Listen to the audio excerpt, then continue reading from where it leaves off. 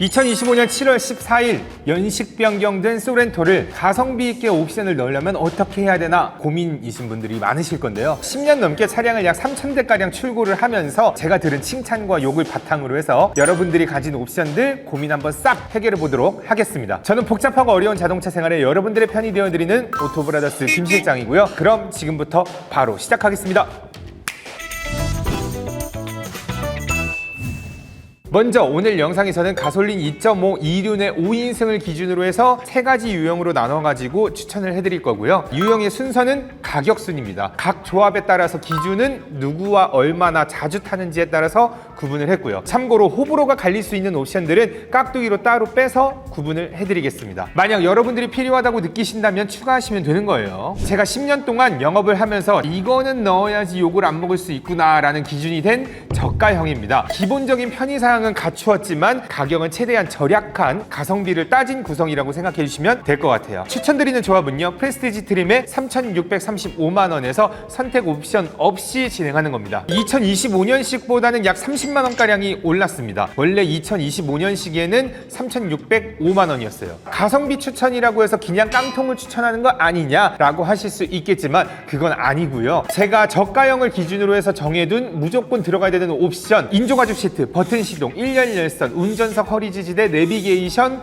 블루투스 핸즈프리, 스마트 크루즈 컨트롤 등이 있거든요. 아니 요즘에 이거 기본적으로 안 들어가는 차가 있어요? 라고 하실 수 있는데요. 그런 차들이 있습니다. 그렇기 때문에 제가 기준을 이렇게 잡은 거고요. 그럼 선택 품목은 왜 추천을 안 했냐? 이것도 알려드리도록 하겠습니다. 가장 먼저 드라이브 와이즈 같은 경우에는 프레스티지 트림의 기본적으로 전방 충돌 방지 보조나 스마트 크루즈 컨트롤, 차로 유지 보조 등 기본적인 기능들이 있기 때문에 가성비가 최우선인 저가형 분들에게는 굳이 필요하지 않았다고 판단했습니다. 스타일 같은 경우에도 100만 원이 넘어가는 가격이지만 저가형에서는 그렇게 큰 메리트가 없는 디자인적인 요소들이라고 판단했기 때문에 추천드리지 않았고요. 스노우 화이트 펄, HUD 팩의 빌트인 캠 2, 12.3인치 클러스터와 썬루프 같은 경우에는 개인적인 취향에 따라서 갈리기 때문에 깍두기로 빼두겠습니다. 다음은 저가형보다는 조금 더 여유 있는 예산으로 운전자의 안전과 편의 기능들을 한층 업그레이드하고 싶은 분들에게 추천드리는 중가형 옵션입니다. 노블레스 트림 3,951만원에 드라이브 와이즈 129만원을 추가해서 총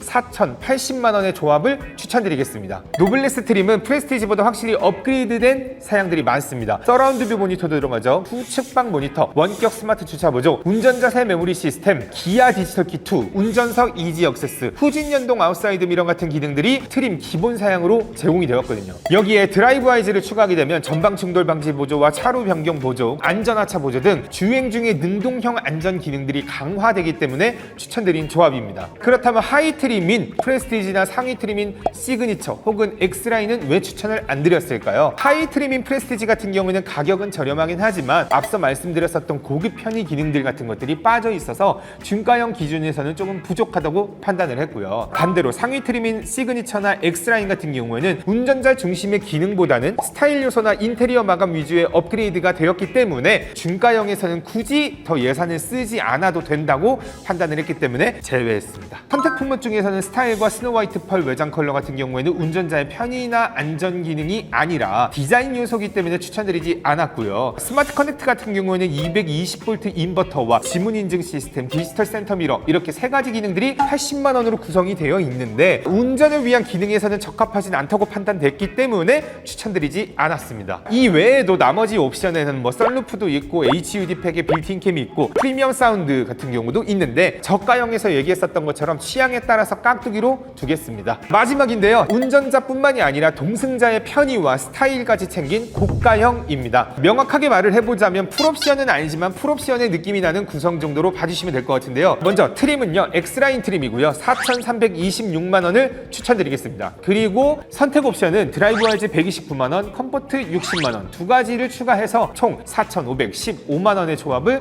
추천드리도록 하겠습니다. X라인 트림에서는 저가형과 중가형의 기능들과 더불어서 시그니처 트림에서 적용되는 전동식 틸트 텔레스코픽 스티어링 휠과 후진 가이드 램프도 추가로 적용되어 있고, 그 다음에 X라인 트림에서만 적용되는 전용 디자인이 있어서 탁승자의 편의와 스타일을 모두 잡은 트림이라고 판단했습니다. 시그니처와는 다르게 스타일 옵션을 따로 추가하지 않아도 되기 때문에 가격 대비 만족감이 높은 트림이라고 보시면 될 것 같아요. 선택 품목 같은 경우에는 동승자의 편의를 위해서 1열 파워 레그선 보트, 스포츠, 동승성 이지 억세스 등이 포함이 된 컴포트와 주행안전에 꼭 필요한 드라이브 와이즈를 추가했고요. 나머지 선택 품목은 개인의 취향에 따라서 운전 스타일에 따라서 갈리는 깍두기 옵션이기 때문에 예산에 따라서 추가하시면 되겠습니다.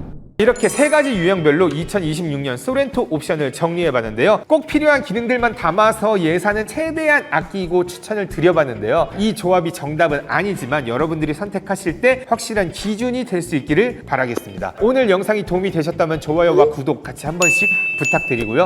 지금까지 복잡하고 어려운 자동차 생활에 여러분들의 편이 되어드리는 오토브라더스 김 실장이었습니다. 안녕!